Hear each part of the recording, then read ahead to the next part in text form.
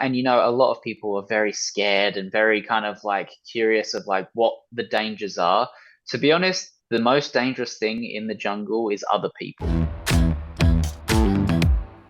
Welcome to Watch Mojo's Pop in the Culture, your weekly entertainment check-in. Me, you know me, I'm your host with the most, Mojo. That's right, it's Mr. Hollywood himself, Matt Demers. Another amazing show coming your way. I'm going to be speaking with the directors, producers, and the subjects of the amazing Amazon Prime Video documentary, Wildcat. Don't want to miss that. But as we do, we're starting things off with your Hollywood headlines. All right, everyone, we begin with James Cameron's billion-dollar box office gamble that is Avatar: The Way of Water. Just breathe. Breathe.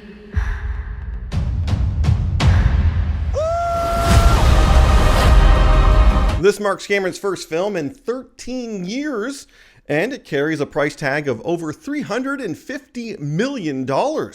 But with 3 more Avatar movies scheduled, the franchise will mark a $1 billion investment from Disney, and that's just on production costs alone. $100 billion. But why stop at just 5? Cameron says he has plans for way more movies, an Avatar 6 and an Avatar 7. But of course, in order to get there, Avatar: The Way of Water needs to kick off a series of big financial successes. And that's what Jim's very good at. He's very good at upping the ante. He's very good at, well, we're going to add children into this love story. We're going to increase the planet and what we see of it. All right, well, here to join me with his hot takes, well, he's the host of the Watch Mojo music podcast, Inner Sleeve, my man Cassius Morris. Cassius, we are starting with Avatar: The Way of Water and the insane stakes with James Cameron putting a big gamble on things. Can he pull it off, or has he bitten off more than he can chew? You know, I certainly hope Mr. Cameron has a big appetite, because I think the fans certainly do. When it comes to Avatar, Matt, one of the biggest series, I would say, in the past 20 years, it's really hard to debate. Even though it's only one movie so far, the second movie, I'm sure, is going to blow past the projected income. And, I could easily see this being a franchise like Harry Potter with 6 or 7 films if he manages to carry it correctly. This is our home. This is our family. This is our fortress. This is where we make our stand. Okay, well, moving on from one movie franchise to another, as the director of Indiana Jones 5, The Dial of Destiny had some pretty harsh words for, quote, trolling a-holes. And I think I'd cover my ears if I were you.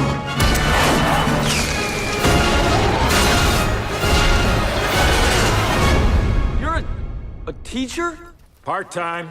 Yep, James Mangold has taken to social media to denounce rumors that Indy himself, Harrison Ford, was set to pass on the fedora to co-star Phoebe Waller-Bridge, who will star as the famed character's goddaughter, Helena. I'm her godfather. Related. Get back. Mangold was clear, crystal clear, that no one is taking over or replacing Indy, and he's certainly not being erased. Harrison Ford even said that when he's gone, the character's gone.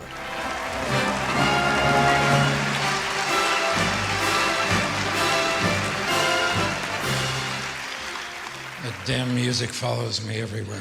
Cassius, question for you is, does Mangold need to do this? Does he need to lash out at these trolls, or can he just ignore all that online chatter?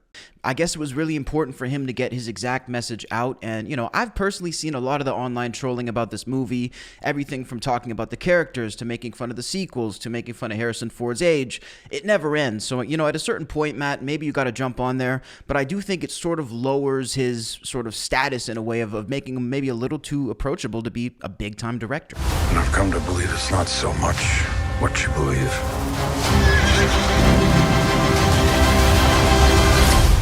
It's how hard you believe it. All right, Cassius, moving on to someone who just can't seem to stay out of the headlines, and no, not for positive reasons. I'm talking about Kanye West. I'm just extremely happy. Can you tell by my face?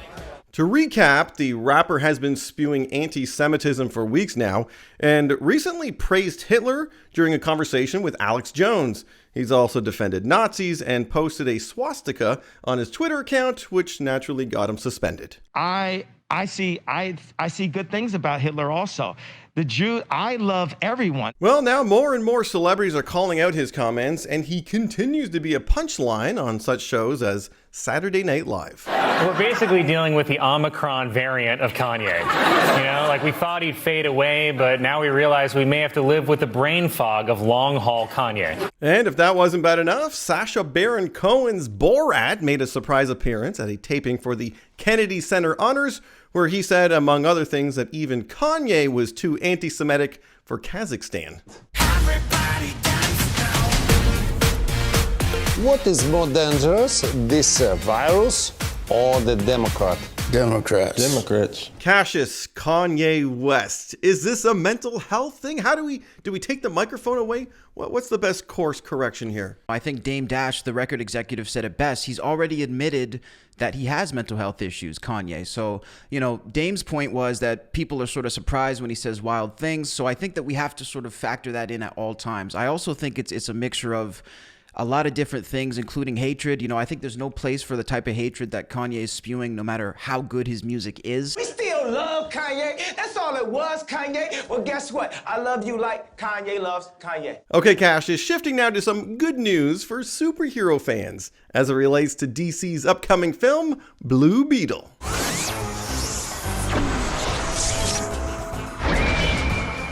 Blue Beetle at your service. Cobra Kai's Cholo Mariduena will star as the DCU's first Latinx superhero in the film. And, as noted on the official poster reveal, the movie, which was originally slated for HBO Max, has been promoted to a theatrical release. Don't worry, I got this. No mercy. Coming out August 18th, 2023, the news is a major sigh of relief for some, as many figured that the film would be outright canceled. You know, like Warner's did with that Batgirl movie. If you were looking forward to that new Batgirl movie, forget about it. The movie has tested so poorly that the studio behind it calls it irredeemable. Cassius, this character is uber popular amongst comic book fans. Could the Blue Beetle be DC's answer to Spider-Man? What says you about this movie? You know, I think we actually do need to keep evolving the space and pushing it. We can only do so many Spider-Mans and so many Batmans and so many variations of the two. I think it is time for some new characters to come in and get some big theatrical releases and really get the superhero treatment. So I think it's good for DC. I think this young actor is definitely going to do a good job. He has the perfect look for a superhero type of casting, and I'm optimistic for this. I'm doing well so far. It's too soon to get cocky. Okay, well, last for us on this week's Hollywood Headlines is a look at the continued backlash surrounding the Liver King's steroid controversy. Hey, Derek, you know how I got so jacked? How? I followed the 9 ancestral tenets. Oh, I heard that works really well. In case you missed it, the viral TikToker who preaches the benefits of eating animal testicles, not to mention his own brand of supplements, has come clean about the fact that he is indeed taking steroids. Yes, I've done steroids. And yes, I am on steroids, monitored and managed by a trained hormone clinician. Podcast King Joe Rogan had a good laugh reacting to the Liver King's apology video on his show, but he also took the moment to call out other Hollywood stars who might not be honest about their own steroid use, like Dwayne "The Rock" Johnson. The Rock should come clean right now. He should make a video in response to the Liver King video. I need to talk to you because The Rock's been lying. Cassius, the Liver King, should other Hollywood muscleheads come clean now, or is it going to be like a don't ask, don't tell type deal? The idea to me of getting away with anything in this day and age, especially as a celebrity, is almost inconceivable. You know, it's impossible to hide. If you're getting steroids from somewhere, people are going to find out. They're going to see you using it. They're going to know. And I think it's just time for people to stop lying, especially when you're under the public light. Okay, quick confession on my end. I do want to apologize to everyone because I am currently on Flintstone vitamins. There you go. Okay, well, we were waiting for you to confess. Liver King, out.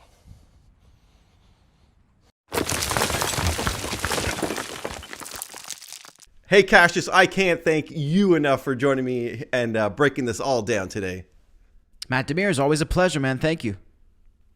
But Cassius, I can't have you leave just yet because me and you, we got to take a trip. You know the trip. It's beyond the list. All right, Cassius, you know the drill. We dive deep into the archives of Watch Mojo. We pluck out a top 10 list. We go beyond that list. What does that mean? It just means that me and you get to riff a little, look at the entries that Watch Mojo came up with. Did they get it right? Did they get it wrong? Do we remember any of these? Today should be interesting. A little timely. We just talked about Kanye West a little bit. Maybe this ties in there. He's not, I don't think he makes the list just yet because it's 10 career finishing scandals. So these celebs' careers are pretty much over. How many lives does Kanye have left, do you think? Honestly, I have no clue. For me, zero. I mean, it's such a shame because he makes incredible music. But, you know, I think that when you're at that level, there's always going to be somebody who supports you. So I think for the general public, maybe not so many, though.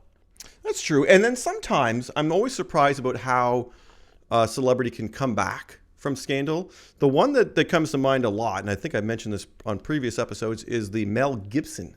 Right. I thought for sure, and speaking of anti-Semitism, I mean, he was on tape, these rants, and then he is back in. I see him in all kinds of movies now.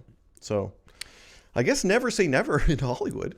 It's not impossible, you know. I mean, I guess it always depends on your next move, but your next move can also erase your last move. So, you know, it always depends.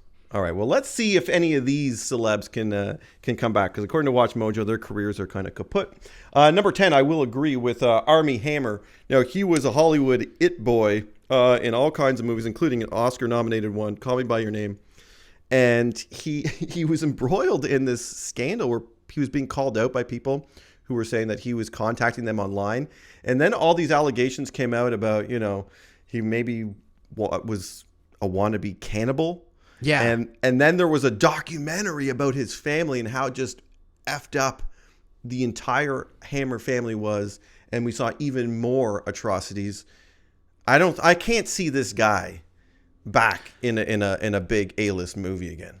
I don't think so. You know, I mean, this is definitely, the layers of this story was the weirdest part for me. You know, it starts with, you know, not an uncommon accusation in Hollywood, but then it which is so sad, by the way. But then it, you know, became something so much bigger, and the layers about the family. You know, I definitely hope he doesn't come back. And, you know, again, the more people who are exposed like this, the better, in my opinion. You know, I think it's just going to discourage people from trying to take that path, and hopefully, you know, dissuade them from going down that road. Yeah, it's hard to come back when you have an actual TV show telling the world just how terrible you and your family are. Exactly. So, yeah, that's always going to be a tough battle. But yeah, Netflix is hard to fight. Apparently, he's in the Cayman Islands selling timeshares. So if you want Armie Hammer, go to the Caymans. Hey, we should book a viewing and go see what's up.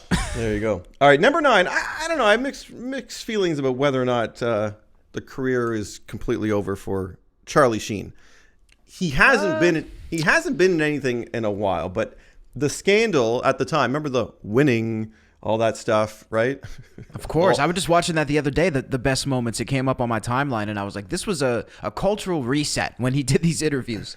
Yeah, and then he left 2.5 Men. That was the big blow up. But then he got that show Anger Management, which wasn't, I mean, it wasn't a big... 100 episodes, it did okay. I mean... Yeah, I was going to say, it's not as big as some of the other stuff he did, but it did okay. He hasn't been doing much lately. He had a bit of health issues. I think it's weird for me because Charlie Sheen, he was acting the way we kind of expected him to. You know what I mean? Like we saw Charlie Sheen as this rock star type persona, or as he would say, a rock star from Mars. So we weren't. So when he was just out saying these insane things and talking about, you know, suitcases of cocaine with all his, you know, girls, it was just, I don't know. Sort of like, it was the correct casting, I think is the best way to put it. And, you know, look, I think the thing with Charlie Sheen that for me, like he has a few lives left for me because the guy that Charlie Sheen hurt the most in his whole years of craziness was Charlie Sheen. Yeah. Other than that, it's pretty much victimless crimes. You know, maybe his family could maybe disagree with that. But I mean, I think the fact that he was comical and he wasn't out to hurt anybody makes it more excusable for me. And it's important to note that he has since made amends and has apologized. And he's not the Charlie Sheen from that meltdown that he was exactly. Then. So he talked to people, yeah. I can see Charlie, and he did the roast. Remember, he was talking about being a good sport, making it comical. He took those punches, and there was a lot of them at that roast, the Comedy Central one. So I could see Charlie getting another lease on his career, should he choose to. So I wonder where he's at now. I'm iffy now. I don't know. That's a good question. Hopefully he's taking care of himself, because I know there was that health issue. Number 8 is also Matt Lauer. Do you remember Matt? Now, this is crazy. You know, the amount of stories this guy did about the topic that he ended up being guilty for, by the way, is insane. Man, ironic is what it is. Couldn't believe it. NBC, he was a fixture every morning. And you're right, all these big celebrity scandals and things, he was talking about it. And then, of course, he gets accused of, all this inappropriate stuff, even rape at the Olympics, which is insane to think about. So it's insane. I can't see him jumping to another network or getting back in the news game. I think Matt Lauer's career is pretty much over. I certainly hope so. At the end of the day, we can't have anybody in that position misusing their power. That's really the bottom line. There's a show called The Morning Show on Apple TV Plus with Jennifer Aniston, and the character, Steve Carell's character, is clearly being modeled after this whole scandal. It's fascinating because it feels like that could actually be legit. So I recommend The Morning Show if you haven't seen it. I'll check it out. That sounds interesting. Oh, yeah, absolutely. Number 7 on this list is Roseanne Barr. And she hasn't listened since she had those comments on Twitter. What was it? She was some bizarre making tweet of light comparisons. That someone looked like somebody from Planet of the Apes. And it was a racial... people took it as a racial thing. She said no. It was a big thing. She's obviously a big Trump supporter. Right. So there was already a clash with the network she was on. And they gave her the boot, and she hasn't done much since. But her show, The Connors, continues on. And to her credit, Roseanne actually, to keep that show going, she needed to agree to let them do it without her. And Interesting. She would, So she showed some grace there. She did, and let these people have jobs. I think there might have been a bit of a mental health issue there with Roseanne, who has been open about it as well. Yeah, I mean, I think that's definitely an underlying thing with her. Definitely a wild card. I think it's wrong place, wrong time. Especially at that point, I think, regardless of what people are looking at in terms of beliefs, there was a lot of heat on Trump supporters. And I think the fact that she made that part of her show and stuff definitely didn't help. Wrong place, wrong time, wrong year. That's what I would say about Roseanne. She should have just not done any of that, done her show and kept it moving. Yeah. So, and again, she hasn't been in anything since. So maybe her career is over, to watch Mojo's point. Number 6 on this list is Bill O'Reilly. Yeah. What was it? The O'Reilly Factor, Fox News. And then again with some sexual harassment allegations. Well, lawsuits actually as well. He got the boot from Fox. That if Fox News is booting you, then there must be... Then it's bad. This guy, I think he should have been booted just for having overall bad takes. I mean, Bill O'Reilly, let's be honest, from what I've seen, not a good journalist, doesn't do his research, doesn't have the facts, is a bully. I mean, I could go on all day, I think he should have been booted in general, and this is just goes to show... he's maybe one of the most authentic people on TV because he seems to really show his true character through the camera. I think so. Bully was a good word. You always see him on these other talk shows, or he's a guest with Letterman, or even on the shouting View. People down. Oh, of course, it's entertaining, but at the end of the day, he was clearly toxic behind the scenes as well as on screen as well. So Bill O'Reilly, nice knowing you. I don't think you'll be coming back. Number 5. I'm shocked that Watch Mojo had this at the midpoint. I would have put this clearly at the beginning, if not even number 1. Jussie Smollett. Ooh. Do you remember this? You know what I'm talking about? Yes, absolutely. The whole fake situation. Faked a hate crime and made it he actually faked a whole thing. I went down that rabbit hole to be like, there's no way. Yes, he hired these people at a gym. to do this to him, and he made it a big media hoopla, and the hope was that he could get a little bit more money in contract negotiations on the show that he was on, Empire. What? So sad, and just such an unfortunate commentary of where we were at, I guess, at that time in society. The thing is, too, Matt, is that there's so many real examples of hate crimes and horrible things that need to be brought to justice, that I think that's the biggest issue with this case, is that resources could have been used for real cases with real victims. So Jussie Smollett, horrible.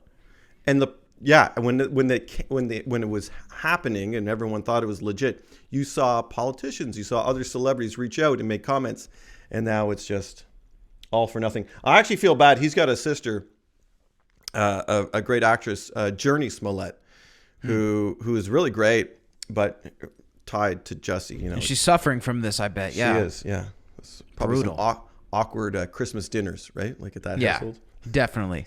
The Smollett household. Don't want to be at the Thanksgiving Smollett house during that dinner party. Okay, number 4, Kevin Spacey. Yeah, this is one we keep talking about old Spacey here. It's because he's still getting gigs. Now, they're not big movies. They're small movies. He's got one booked. But this is I don't see Spacey making the same type of films that he used to after all those accusations. And nothing's been proved, by the way. They're still in the course. There's a trial coming up this summer. But the accusations are pretty damning. I think the number is up to 7 people now that are accusing Spacey of wrongdoing. It's horrible. Not a good look. I mean, not a good look. And again, such a shame. I mean, he's such an enjoyable actor, but it's just one of those things. Amazing. Cassius, some of my favorite movies are starring Kevin Spacey. So if you talk about removing the artist from the art, that's the whole dilemma. So it's such a shame and a terrible situation. But you got to side with the victims on this part. But we'll see how that plays out. Like I said, you got some big trials coming up. That'll be the trial of the summer for sure. Yeah, absolutely. R. Kelly, number 3. Oh boy. I laugh because another guy who has an entire TV show dedicated to how terrible he was and terrible doesn't even describe the things he did to these poor women, underage women. I laugh not because I find the situation funny, but just because I think of the brazenness in which he displayed some of this, bringing women on stage, doing these ridiculous, bits on stage. I mean, we could go on and on, Matt. And I think, at the end of the day, again, very important to see how brazen and upfront people can be and not even hiding it. And we need a spotlight shined on this. So I hope he never comes back. Yeah, he played that celebrity cards. He would hang out at like McDonald's outside of like high schools. And like, man, it's just awful. R. Kelly, you got to watch that. It's Surviving R. Kelly. And it is quite the eye opener. Man, I actually haven't seen that yet. I gotta definitely watch that. Oh, it is. You'll want to take 500 showers following that series. No doubt. All right, number 2 on this list. Number 2, Harvey Weinstein's only number 2. Man, I can't. Only number 2. He needs his own list. Exactly. Oh my gosh, Harvey Weinstein. He's not coming back. There's no way he can make another movie. That career's done. You know what the worst thing is, Matt, is that I saw an article, and this really was sad to see, where Bryan Cranston was saying Harvey could potentially maybe make his way back into Hollywood. And I was like, my hands were on the side of my head. I was like, what is this guy talking about? I really hope not, but because, when you think about the level of power this guy had, I really hope that doesn't give him leverage to come back. He was, at one point, the king of Hollywood. When Harvey Weinstein was in the room at an award show, all eyes were on him. He was the man that made stars. He was notorious for campaigning and getting people Academy Awards. Because he at the end of the day, he was a bully in the boardroom, and he would, very much get his way. And of course, we found out all these things that he was doing behind the scenes with these other actresses, and it's just awful. There's no way. Because he kickstarted the whole Me Too, after the atrocity of Harvey, it was like, everyone was like, okay, now we got to speak up. That's the thing, and I think it's because people saw how deep it went. They saw the clips at award shows of people sort of quasi-acknowledging it and laughing about it. Yeah. So, this was probably one of the biggest sort of dominoes to fall in Hollywood, really. That's crazy too. You brought up a good point that a lot of people in Hollywood kind of knew about this. Right? Yeah. It was always kind of behind the scenes. We already knew about it. It wasn't until it got to the public that they were like, But then you see like photos of like Oprah with, exactly giving Harvey a kiss on the cheek. It's like, what how did she not know about this? It's insane. Craziness. Okay, number one. Here we go. Career's over. Boy. It's Bill Cosby. Okay, of course. It had to be.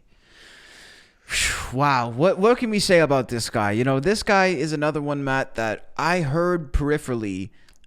I had family who lived in LA in the late 80s, early 90s, and they had heard peripherally from extras at Smokers Anonymous or whatever that Bill Cosby, you don't want to be alone around him if you're a young female extra or something. And this is another one that had been going around. I think it was definitely a better kept secret, but, the level that this guy took it to, certified monster, in my opinion. And the shocking thing is that he was Mr. Wholesome. America's dad. He was America's dad, with the sweaters and the hoagies and I remember he back when Eddie Murphy was young, startup comic, Bill Cosby called him out. He's not setting a good example for the young people. You're out here sexually assaulting everyone you can get your hands on. Yeah, there's a difference between examples and actions, right? I mean, and that's ultimately, Matt, why I think a list like this is good, because there's so much sort of hoopla made of jokes and comments, and I think there's validity to that too. But really, what I think people should focus on is actions. And again, that's a great example that Eddie Murphy was jokes, Bill Cosby was actions. Yeah, that's some high-level hypocrisy. So I'm sure this list will be ever evolving. I can totally see Watch Mojo. It's a revolving door. Yeah, we'll have a new one in 2 months here. We could do a new one every month for sure. Hey, Cassius, thanks so much for going through that with me. Matt Demers, thanks for having me, man. All right, we're gonna keep things going, guys. It's time for our Mojo Chats of the week. When I was in Afghanistan, I was medically discharged with PTSD.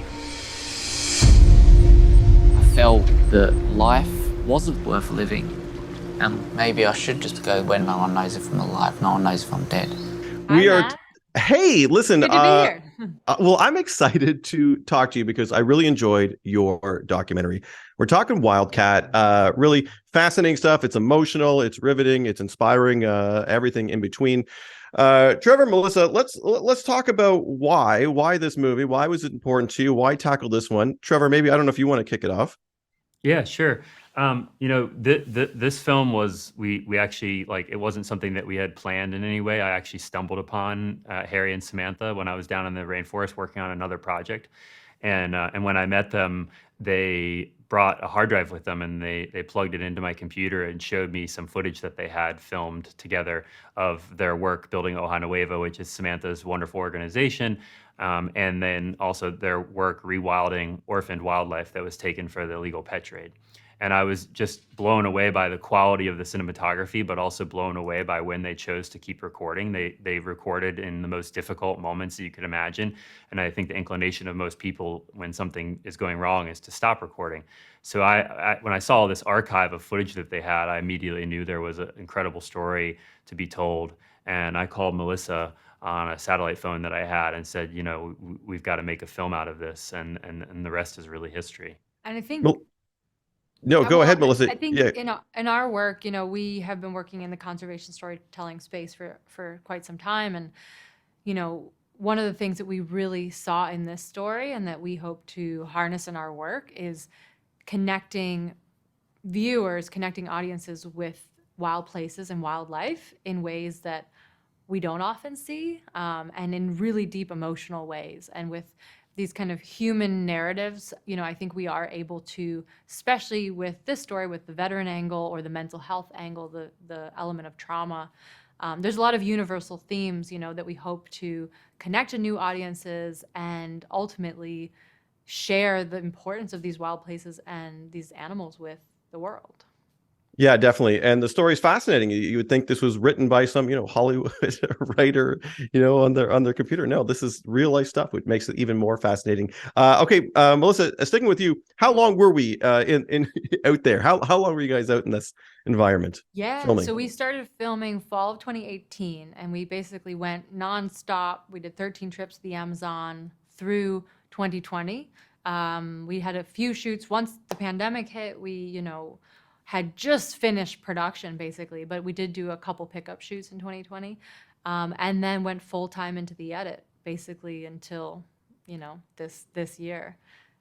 So about 4 years in the making, and over 1,000 hours of footage. So a lot to work through.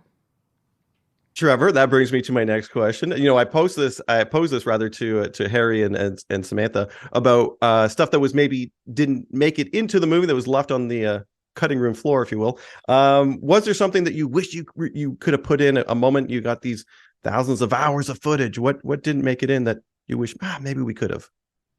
Wow, that's a question I have not been asked before. There'd be so many choices. I mean, I think one of the things that I wish that we could have probably done better was showing sort of Harry's relationship to the forest and his knowledge of the forest.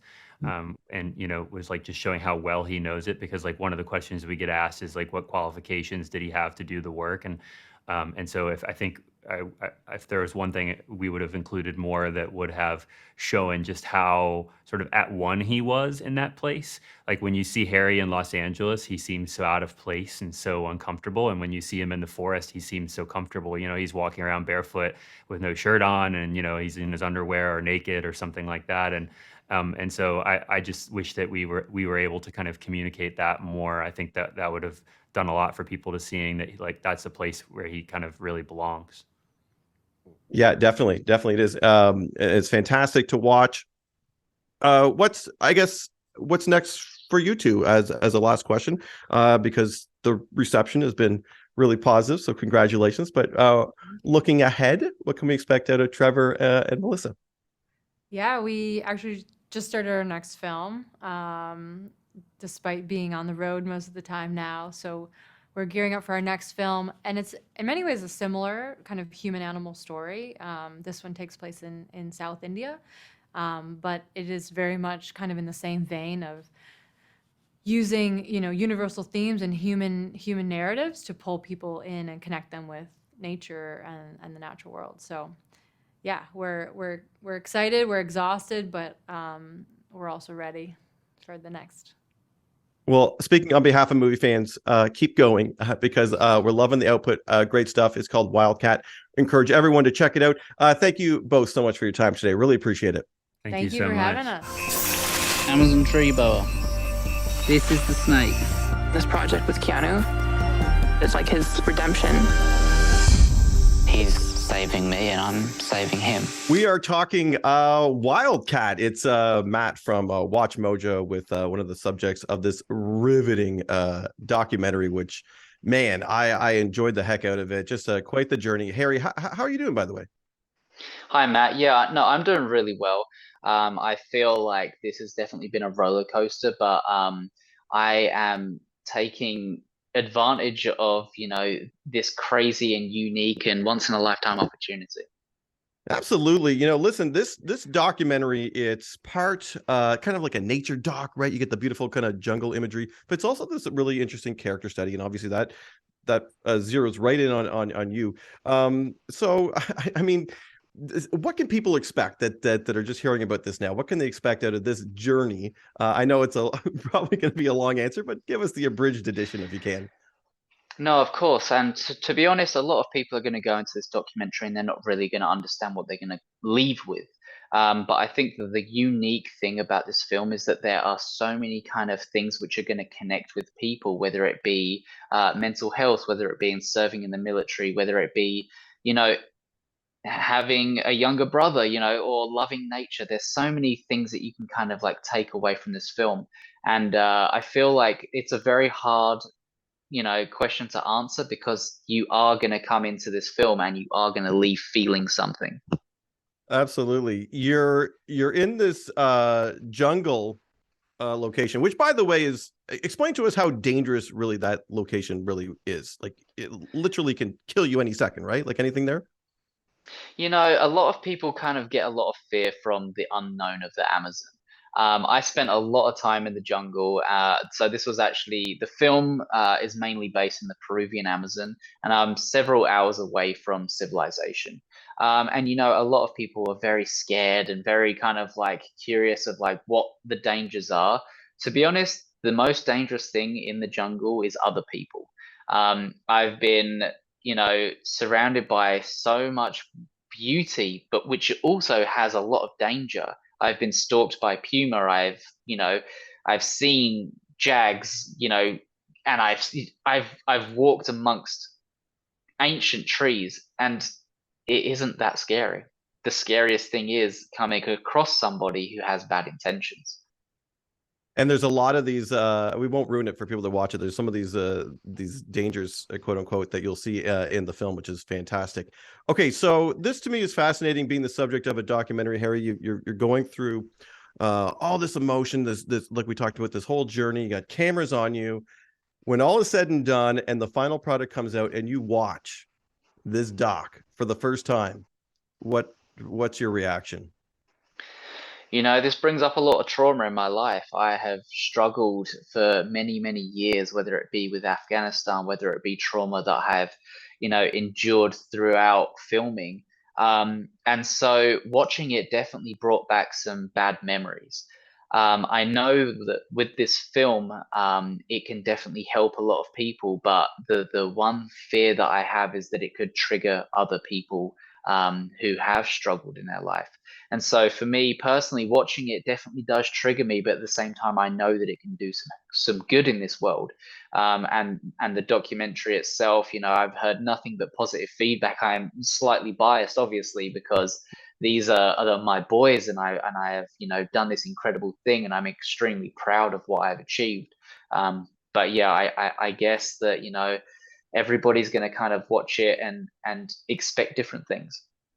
Did anything, when you do these documentaries, I mean, there's hours upon hours upon hours of recordings. Did anything not make it into the doc that you wish did, or Yeah, so the documentary, yeah, the documentary is an hour and 45 minutes, and we actually filmed 1,000 hours of footage. So to try and kind of put that down to something so small, you're not going to get some of the, you know, best shots. And when I was filming, I remember filming this really beautiful scene where Keanu was in the stream, and the sun was shining down, and it was like shining on his face, all these golden and yellow colors. And unfortunately, that didn't make it into the film. But at the end of the day, that's a memory that I can treasure, and that's a memory that I can always look back on because I had the opportunity to film it. Well, listen, we're really happy that you shared your experiences with us. We encourage everyone to check it out. It's called Wildcat. Harry, thank you so much for your time today. Really appreciate it. This is Keanu, our ocelot rescue. He will be reintroduced into the wild in a year and a half. We are talking Wildcat, this riveting, emotional, inspirational documentary. You cannot afford to miss it. Really, it's gonna captivate you if you're anything like me. And one of the subjects here to tell me more about it. Hey, Samantha, how are you? I'm doing all right. How are you? I'm doing great. You know, I really did. I really dug this doc for all those reasons I just mentioned. Explain to people, I guess, your role in it for those that are just discovering it now. Not the whole journey, but what can they expect out of Samantha? Because there is a journey, a lot of it. Yeah, I guess the pieces that you see there and that you don't see, you know, I started working in Peru 9.5 years ago, and I live there permanently now. Just was really inspired by the place and protecting it, and working in applied conservation and developing my nonprofit, which Hoja Nueva, you see a little bit of the origin story of in this film, but we've, you know, continued growing and developing since then. So lots that happened in there. Definitely.